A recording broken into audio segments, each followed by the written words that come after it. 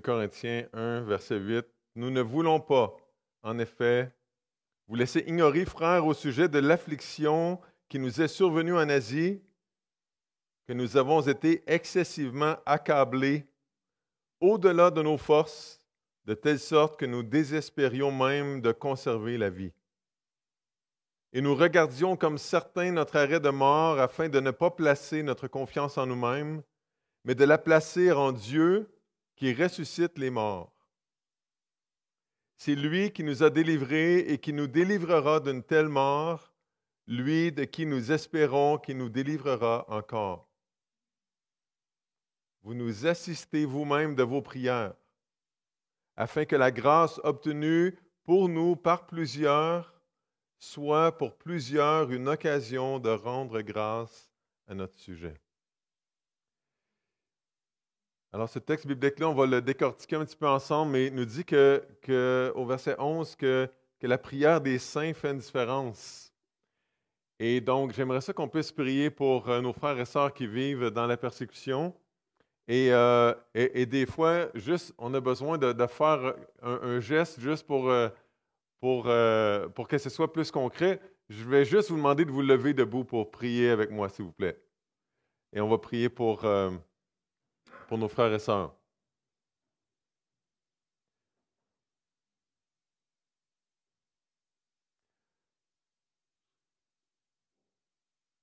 Seigneur, on pense au fait que Jésus, ton Fils, a accepté d'être persécuté pour nous.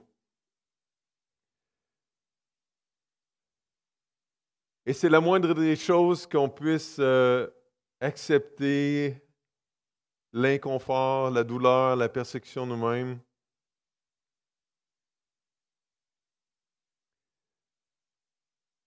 Et il y a des frères et des sœurs dans le monde qui vivent cette persécution-là d'une manière plus intense que nous.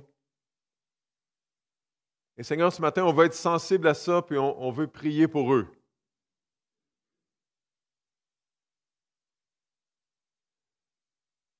Seigneur, j'entends rarement des demandes d'aide ou des demandes de prière pour qu'ils soient libérés de la persécution. Ce que je comprends dans les requêtes de prière, c'est prier pour notre foi.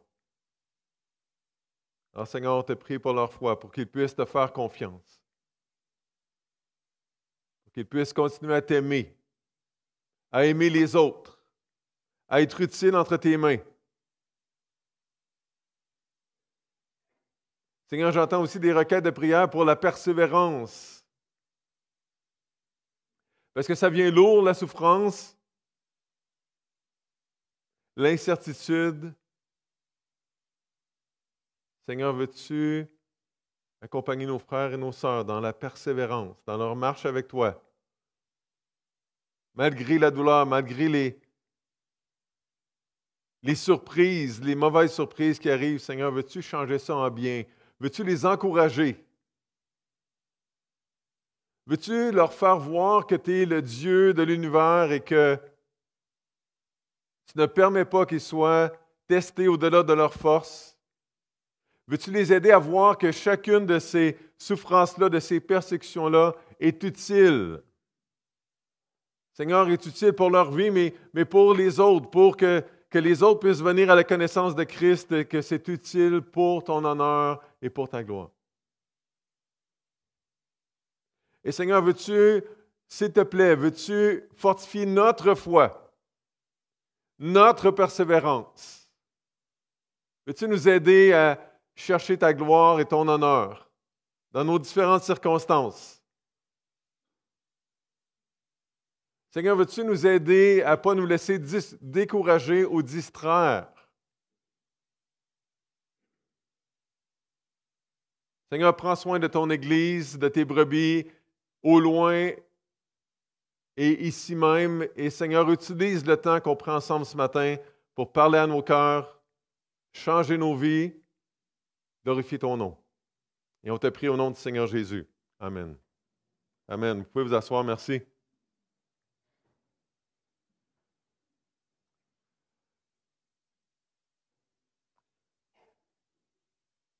Donc, en guise d'introduction, j'attire votre attention sur le texte qu'on vient de lire ensemble, quelques observations avant de ralentir au verset 11. Je sais que vous le savez, mais on se le rappelle ensemble, que Dieu permet parfois de grandes détresses dans la vie de ses enfants. Au verset 8, l'apôtre Paul, un chouchou de Dieu, là, si on parle entre nous, là, comme ça, dit, nous ne voulons pas, en effet, vous laisser ignorer, frères, au sujet de l'affliction, la grande douleur, le grand problème qui nous est survenu en Asie, que nous avons été excessivement accablés au-delà de nos forces. Quand même, hein? De telle sorte que nous désespérions même de conserver la vie. Paul pensait mourir. Paul devait balancer dans sa tête, dans son cœur, le fait que Dieu est bon et le fait que Dieu avait permis de grandes souffrances dans sa vie. Il devait jongler avec ça. Ça a l'air incompatible, mais Paul ne dit jamais « c'est incompatible, je ne comprends pas ». Il dit « ça va ensemble, c'est correct ».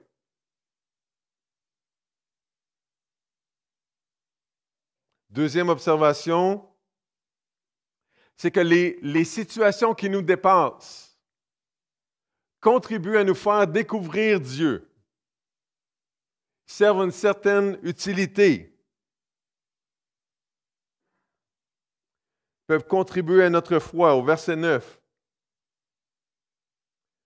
Paul écrit « Et nous regardions comme certains notre arrêt de mort, afin de ne pas placer notre confiance en nous-mêmes, mais de la placer en Dieu qui ressuscite les morts. »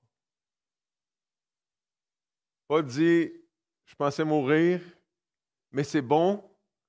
C'était bon parce que ça m'a aidé à placer ma confiance en Dieu. J'étais dans un état de faiblesse totale. Ça m'a permis de placer ma confiance dans la force totale de Dieu. » Donc, Paul va toujours présenter les épreuves comme quelque chose qui est utile pour notre transformation, pour l'édification des autres, pour la gloire de Dieu. Puis, il ne voyait pas de contradiction là-dedans face à la bonté de Dieu.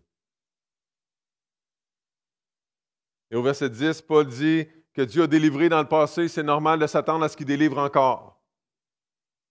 Verset 10, c'est lui qui nous a délivrés, qui nous délivrera d'une telle mort, lui de qui nous espérons qu'il nous délivrera encore. Donc, Paul n'était pas en train d'être fâché après Dieu, de lever son poing. Alors, je vous invite peut-être maintenant à penser à des situations que vous vivez. Vous dites, c'est pas vivable. Ça fait trop mal. Je ne sais pas si je vais passer à travers. Une douleur extrême. Peut-être une situation ou plusieurs qui vous font désespérer.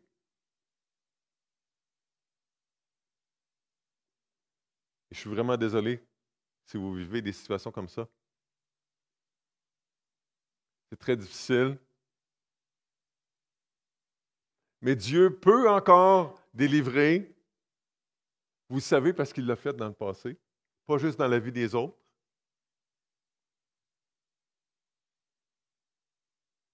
Et où, parce que Dieu ne s'engage pas toujours à nous sortir de notre situation, Dieu peut utiliser cette situation-là pour fortifier votre foi, vous faire grandir, puis pour susciter peut-être la compassion de quelqu'un d'autre. Dieu est en train de faire plein d'affaires en même temps. Peut-être que Dieu va utiliser ça pour se faire connaître à toi. D'une autre manière, même si tu le connais déjà. Renforcer les liens. Dieu va t'accompagner à travers cette situation-là.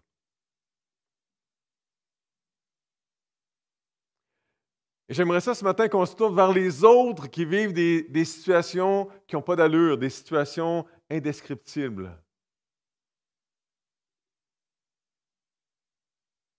Des choses qui nous dépassent. Des choses pour lesquelles on a l'impression qu'on ne peut pas faire de différence. Qu'est-ce que tu veux que je fasse? Qu'est-ce que tu veux que je dise?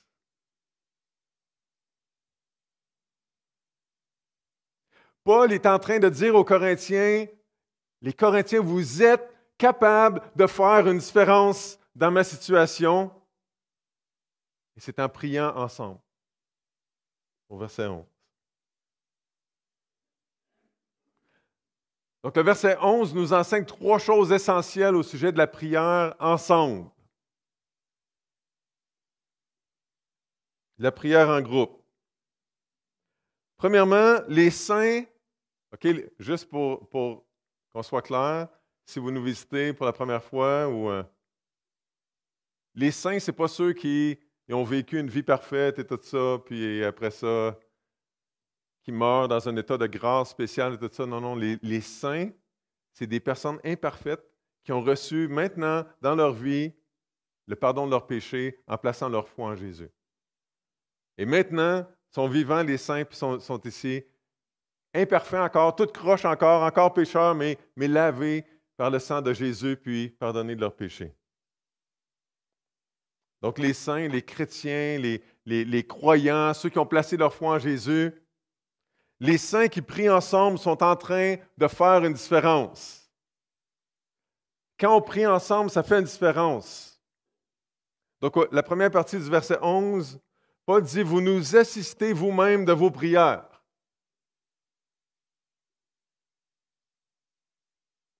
Le verbe dans le texte original qui est utilisé, c'est un verbe avec deux préfixes, donc 3 petits bouts de mots raboutés ensemble.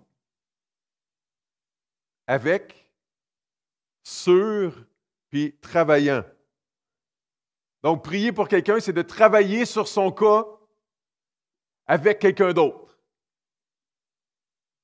Donc, quand on prie, on travaille ensemble avec Dieu sur le cas de cette personne-là pour qui on prie. C'est intéressant. Dans la version Darby, c'est traduit comme ceci. Vous aussi, coopérant par vos supplications pour nous. Donc, il est question de prière, de supplication, donc de demander quelque chose avec insistance, avec urgence, quelque chose de précis. Les saints qui prient ensemble, travaillent avec Dieu pour le bénéfice de quelqu'un d'autre. Alors, j'ajoute seulement 2 commentaires. C'est pour ça que la plupart du temps, quand on voit la prière dans le Nouveau Testament, c'est la prière ensemble, la prière de groupe. C'est toujours au pluriel. Nous autres, dans nos oreilles, on prend ça personnellement, mais c'est toujours au pluriel. C'est toujours vous. Sauf dans Matthieu 6. Entre dans ta chambre, mais il y a des gens qui pensent que cette chambre-là, c'est une petite salle pour prier en petits groupes. Je n'ai pas pu valider l'information encore, mais je trouve ça intéressant. Mais autrement que ça, toujours la prière de groupe. Et deuxième observation, des fois on se pose la question, pourquoi prier si c'est Dieu qui décide? Si Dieu a déjà son plan, tout ça, ça sert à quoi de prier? Bien, en priant, on lui expose notre cœur, on nourrit la relation avec lui, ben oui. On cherche sa face, on ajuste nos demandes à sa volonté, ben oui.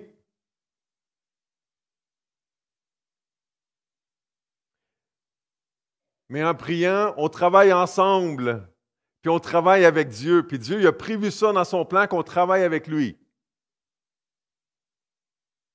Ben oui, on travaille avec Dieu comme le petit enfant qui fait la construction avec son père. C'est le père qui fait le plus gros de la job. Ben oui, mais c'est correct, mais on est là avec le père, on observe.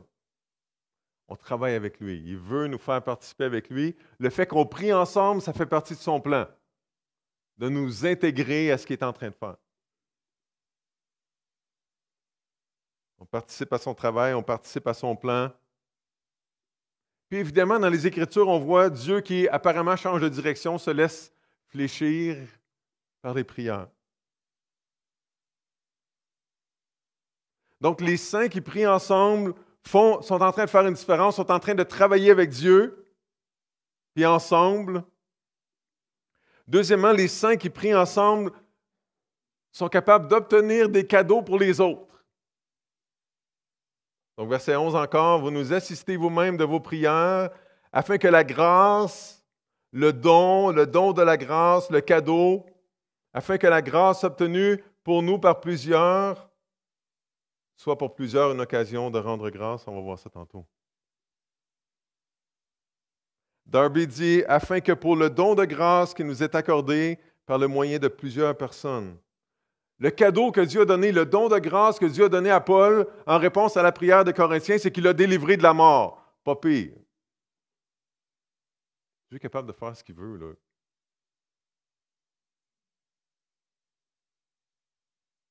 Le texte original dit, le par plusieurs, c'est par le moyen de plusieurs personnes, par l'entremise de plusieurs visages. J'aime ça. Les visages tournés vers Dieu, peut-être. Hein? Peut-être que des fois, Dieu permet certaines circonstances pour nous voir la face.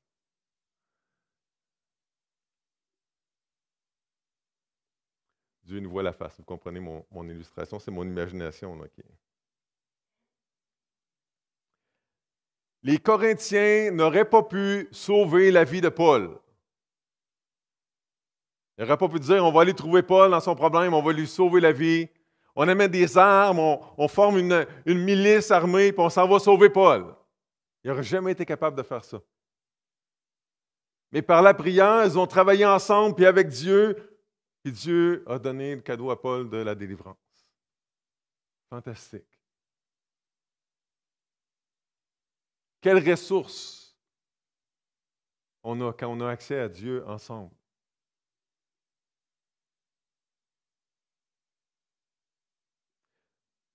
Dieu aime ses enfants, puis il aime que ses enfants s'entendent ensemble. C'est un parent normal, finalement. Hein? Nous autres aussi, les parents, on aime ça quand nos enfants s'entendent.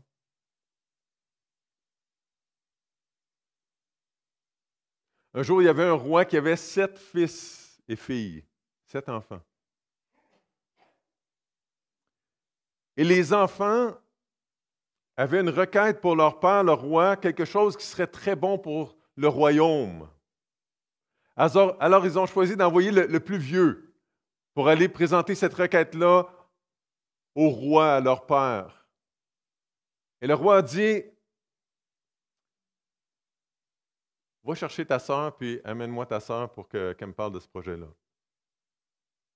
Et là, la sœur est venue, puis le roi a dit, va chercher ton autre sœur. Va chercher ton frère. Jusqu'à temps que les 7 soient là devant lui et présentent la requête au roi.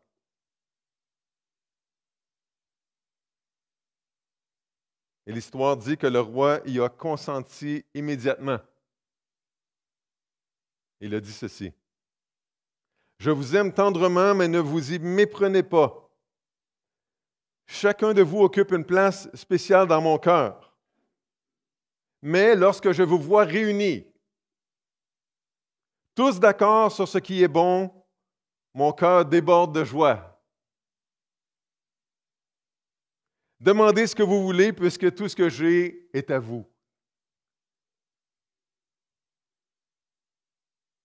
Dieu est comme ce roi-là.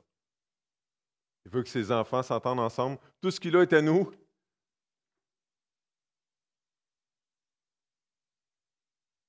Dieu, pour lui, de donner des cadeaux, il est capable de le faire de façon illimitée, qui dépasse notre imagination, mais notre cœur est plus important. L'esprit de famille est plus important. La relation entre ses enfants et la relation entre ses enfants et lui, c'est plus important que les cadeaux. Le cadeau, c'est un détail pour lui. Parce qu'il est capable de donner tout ce qu'on peut imaginer et plus. Donc, les saints qui prient ensemble peuvent obtenir des cadeaux pour quelqu'un d'autre. Et troisièmement, les saints qui prient ensemble peuvent ensuite remercier Dieu ensemble. Donc, la fin du verset 11. Donc les Corinthiens ont prié pour Paul, Dieu a délivré Paul, et là, Paul dit, vous nous assistez vous-même de vos prières afin que la grâce obtenue pour nous par plusieurs visages soit pour plusieurs une occasion de rendre grâce à notre sujet. On ferme la boucle. On ferme la boucle. Quand on prie ensemble, on fait une différence, on travaille avec Dieu, on obtient des cadeaux pour les autres ou pour nous autres. Et ensuite, on peut remercier Dieu, on peut lui reparler de la situation. On peut aller voir Papa ensemble et lui dire combien on apprécie son cœur généreux, sa bonté envers nous. On peut lui dire combien on l'aime, combien on est content d'être ses enfants et savourer la fin heureuse de la situation, ou en tout cas, si la situation douloureuse n'est pas terminée, de savourer avec lui la douceur de notre relation avec lui, de notre relation ensemble. Donc, Paul pense mourir, fait savoir ça aux Corinthiens, les Corinthiens prient, Dieu travaille ensemble avec Dieu, Dieu délivre Paul, Paul le fait savoir aux Corinthiens, les Corinthiens remercient le Seigneur.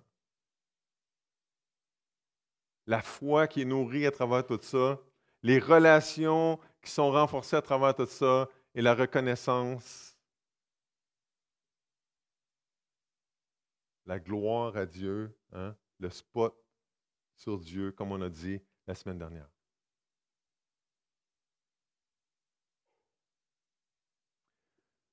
Quand on dit merci à quelqu'un, c'est important parce que ça dit qu'on a vu le geste, qu'on reconnaît que ce qu'on a reçu ou ce qu'on a vu, ça vient de cette personne-là. C'est important de dire merci.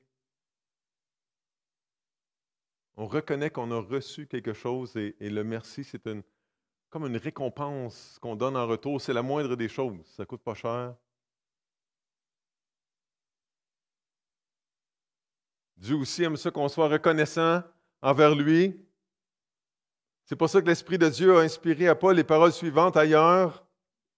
Priez sans cesse et rendez grâce en toutes choses, car c'est à votre égard la volonté de Dieu en Jésus-Christ. 1 Thessaloniciens 5, versets 17 et 18. Priez puis rendez grâce. Ça va ensemble. Au pluriel, priez, rendez grâce.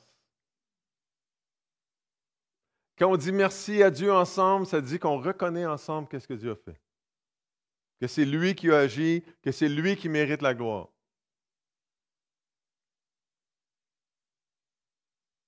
Alors, on réfléchit à notre prière collective. Autant de prières qu'on pense avec d'autres personnes.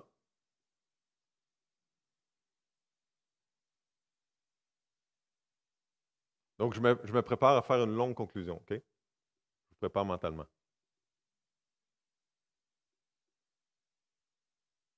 Plus tôt cette année, on a passé du temps dans le livre des Actes. J'aimerais ça que vous tourniez dans les Actes, donc on recule dans Acte 1.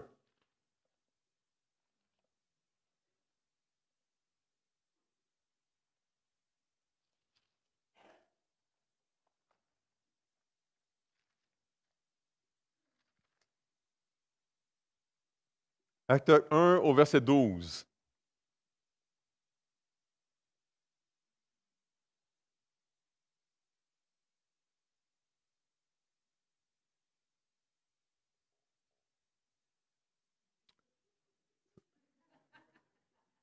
Je vais être coupé sur ma paye.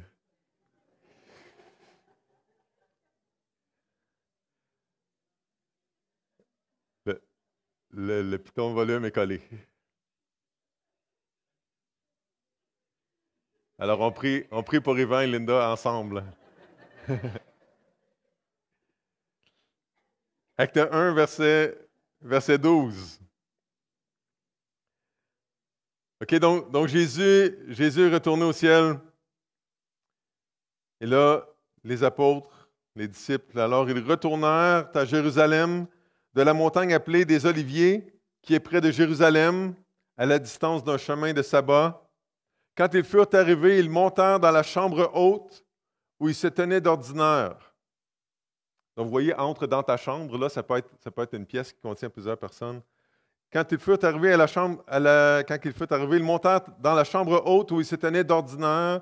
C'était Pierre, Jean, Jacques, André, Philippe, Thomas, Barthélemy, Matthieu, Jacques, fils d'Alphée, Simon le Zélote et Jude, fils de Jacques. Et le verset 14, tous d'un commun accord persévéraient dans la prière avec les femmes et Marie, mère de Jésus, et avec les frères de Jésus. Tous d'un commun accord persévéraient dans la prière. Au verset 41. Au verset 41, ça ne marche pas pantoute, ça. C'est chapitre 2, verset 41.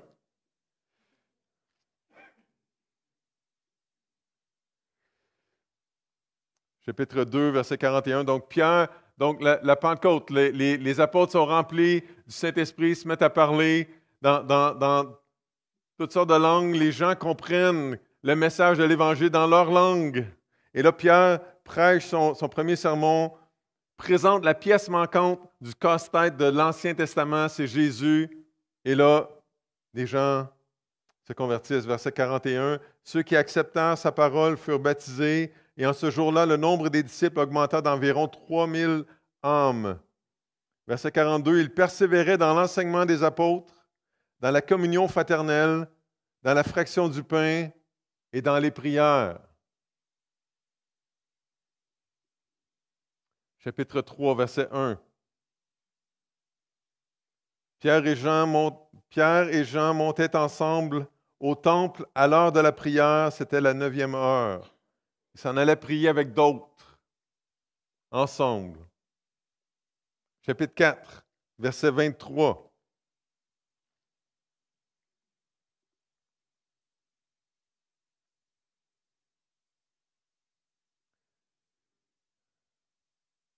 Après avoir été relâchés, ils allèrent vers les leurs et racontèrent tout ce que les principaux sacrificateurs et les anciens leur avaient dit.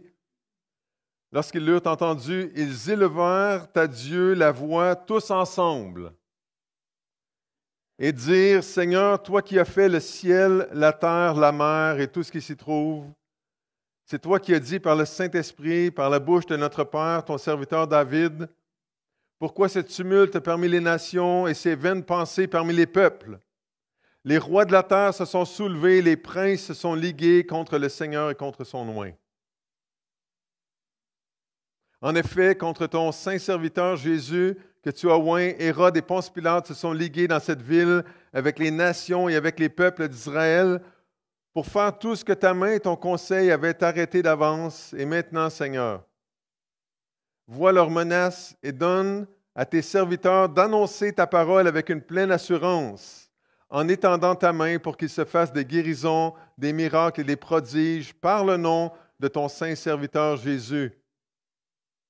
Et quand ils eurent prié, le lieu où ils étaient assemblés trembla. Ils furent tous remplis du Saint-Esprit et ils annonçaient la parole de Dieu avec assurance. On pourrait continuer comme ça à travers le livre des Actes. La prière ensemble. Et le fruit de la prière ensemble. Dieu qui bénit ça, qui dit on travaille ensemble et je mets toutes mes ressources à votre disposition. Alors, on voit que l'Église primitive priait. Les gens priaient ensemble, en groupe. Pourquoi est-ce que nous, on ne prie pas beaucoup en groupe? Je ne sais pas comment vous voyez ça, là. Je suis peut-être carrément dans le champ. Il me semble que j'observe qu'on prie peu en groupe. Alors que c'est si clair dans les Écritures.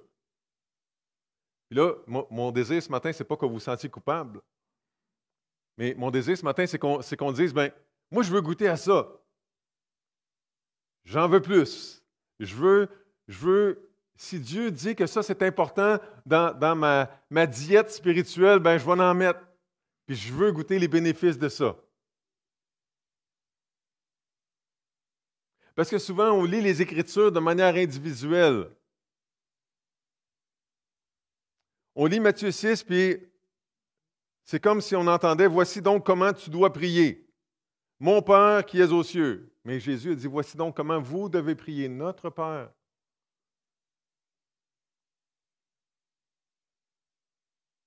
Priez sans cesse, au pluriel, comme on a vu tantôt. Là, j'aurais des milliers de choses à dire, mais je vais me contrôler à cause du temps. Mais je vous encourage à lire le livre Transformons nos prières de Daniel Anderson. Une belle ressource sur la prière en français. Et à la fin, il y a un chapitre sur la prière collective, la prière en groupe. Et puis, il dit, voici qu'est-ce que je ferais si j'étais le diable. Parce que le diable connaît l'histoire de l'Église. Il sait que les grands réveils dans l'histoire de l'Église sont venus suite à la prédication de la parole puis des mouvements de prière. Quand les gens étaient unis pour prier ensemble. Et le diable connaît la nature humaine. Donc, il connaît notre tendance à être indépendant, à faire nos affaires tout seul.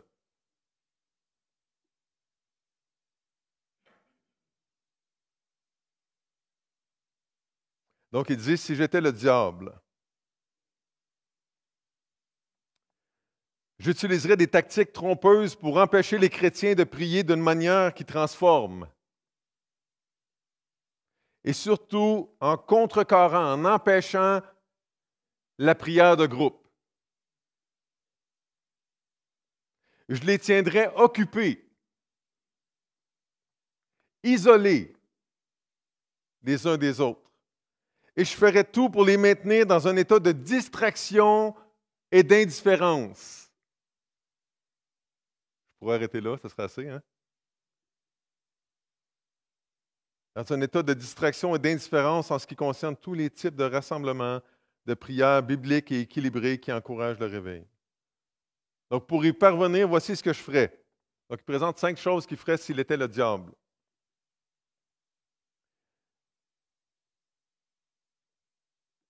Il dit, j'alimenterais l'esprit farouchement individualiste des chrétiens. En gardant les croyants indépendants les uns des autres, je les garderai indépendants de Dieu. Je les maintiendrai dans la frustration au sujet de leur vie de prière personnelle en les empêchant d'apprendre à prier ensemble. Y en a-t-il qui sont frustrés de leur vie de prière personnelle? Il n'y a personne qui dit, moi je suis dans le mille, je ne pense pas, en tout cas, moi je ne le suis pas. Donc ça peut vous décourager ou vous encourager. Moi je veux encore, j'en veux plus. Donc, alimenter l'esprit individualiste des chrétiens. Deuxièmement, il dit, je rendrai la prière aussi ennuyeuse, aussi plate que possible.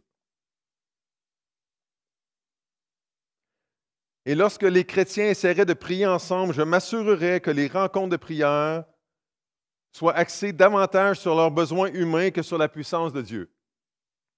On regarde nos besoins plutôt que de regarder à la puissance de Dieu.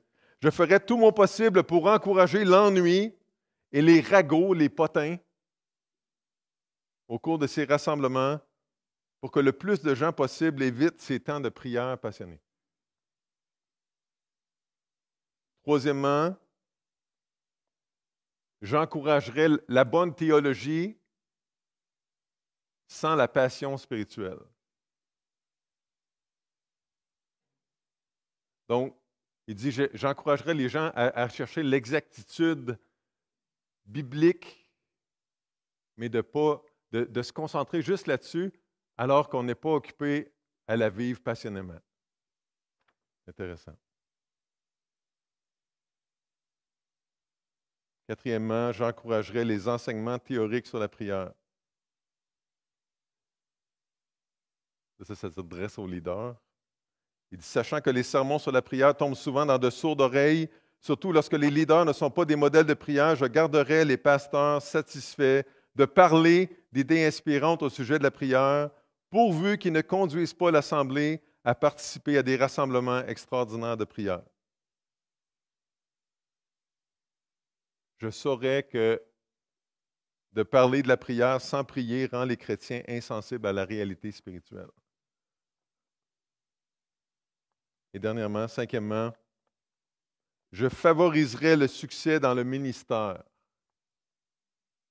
Aussi fou que cela puisse paraître, je favoriserai même la croissance de l'Église comme substitut à un vrai réveil.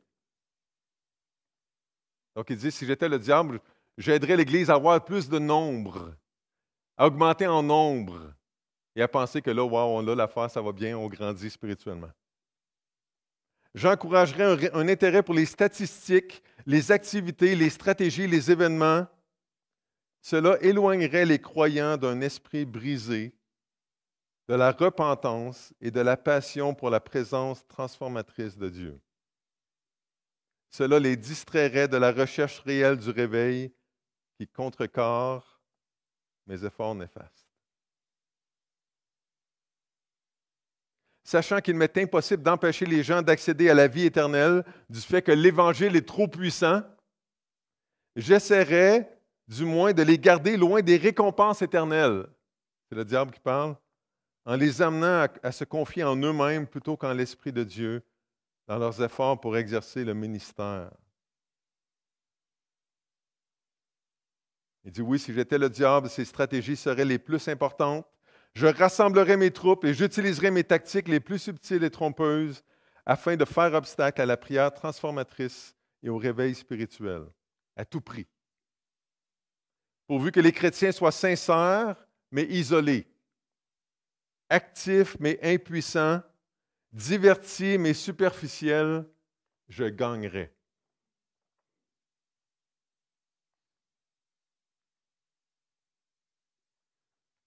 Qu'est-ce qu'on fait? Comment est-ce qu'on peut vivre la prière collective en Église? Pour travailler ensemble avec Dieu, pour jouir de sa réponse à nos prières unies, et pour vivre dans la reconnaissance de ce qu'il fait.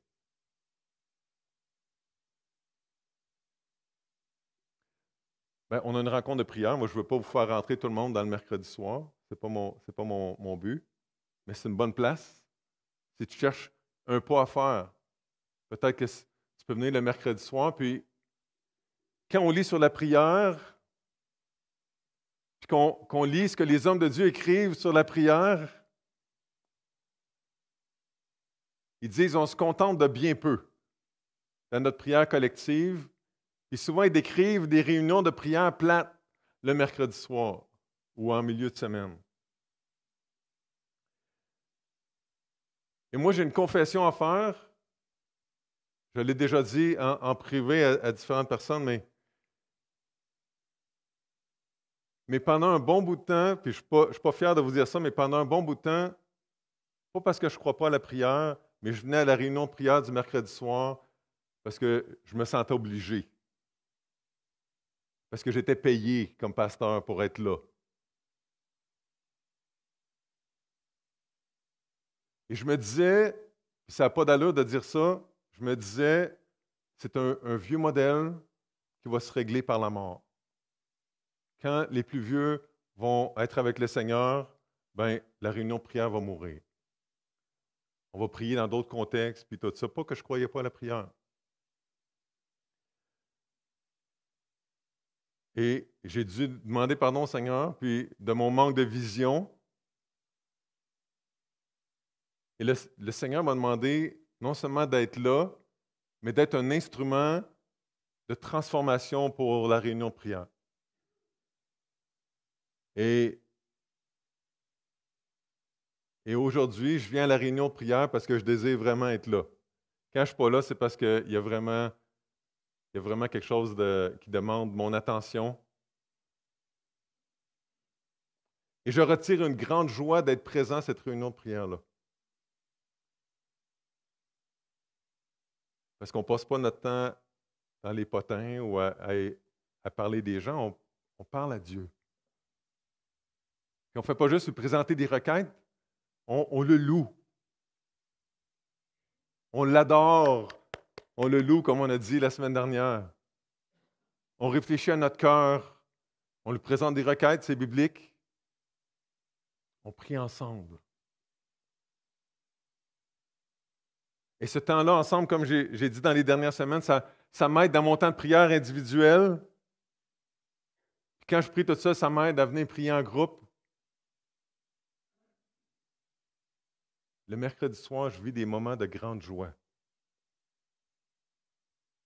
Si vous avez déjà conduit quelqu'un à la vie éternelle, Dieu vous a utilisé pour participer avec lui à un accouchement spirituel. Vous savez la joie qu'on a quand quelqu'un vient à la connaissance de Christ? Bien, moi, je vis cette même joie-là souvent. Peut-être pas chaque semaine, mais souvent, le mercredi soir, je goûte à ça. J'en veux encore. J'en veux encore. On peut pas, je ne suis pas en train de dire qu'on vit ça seulement le mercredi soir, mais quand on prie en groupe,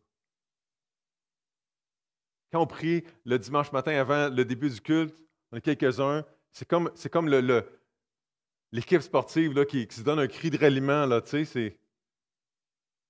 on travaille ensemble avec le Seigneur. Dans une église qui nous accueillait pour un congrès qui parlait de la prière au mois de mars, au Texas, 90 locaux d'école du dimanche ou d'enseignement quelconque. Là, on est dans un autre monde. Là. Mais un mercredi soir par mois, toutes les familles viennent.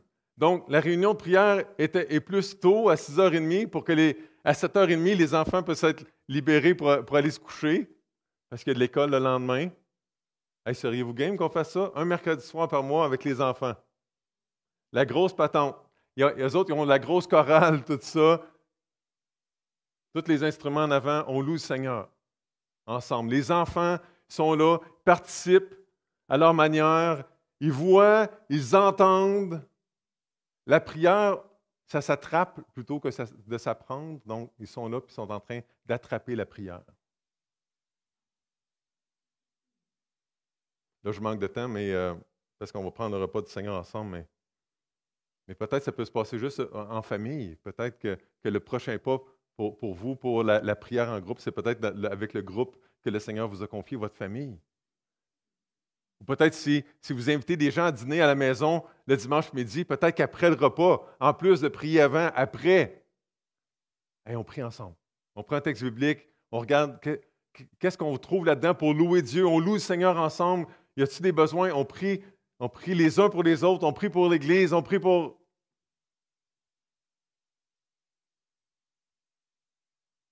Notre retraite de prière, on va en faire d'autres. Ou des journées de prière, c'est des temps pour prier ensemble. Seriez-vous game de venir prier à 8h le dimanche matin pour le culte du dimanche matin? Ou le samedi soir, ou je ne sais pas, n'importe quand. Là. Le mouvement de prière 24/7 que Richard Roule est venu nous présenter au printemps, c'est une autre manière de prier ensemble. On prie avec 24 heures sur 24, il y a quelqu'un qui prie à la grandeur du Québec pour un réveil au Québec. Intéressant. Seigneur t'a posé la question à un aveugle qui appelait ton nom. Tu lui as dit, Seigneur Jésus, qu'est-ce que tu veux que je te fasse?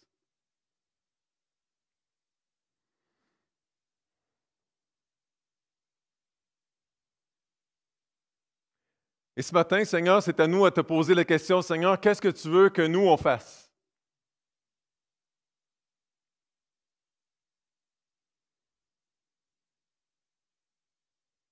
Tu as un désir de voir tes enfants ensemble, travailler ensemble avec toi. Et la prière, c'est difficile.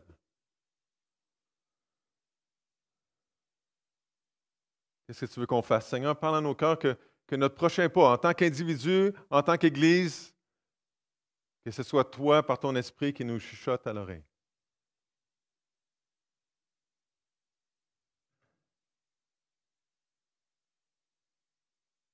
Et Père, qu'on suive le modèle du Seigneur Jésus.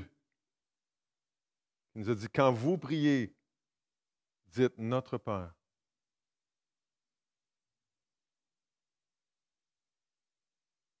Merci de nous aimer comme ça, de nous aimer au point de vouloir nous avoir ensemble avec toi.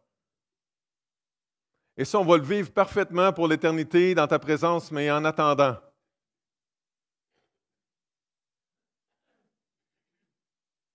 Seigneur, donne-nous la sagesse de rechercher ces moments de prière-là ensemble, en Église, en petits groupes, en famille, à plusieurs, Seigneur. Qu'on puisse te glorifier, glorifier Jésus.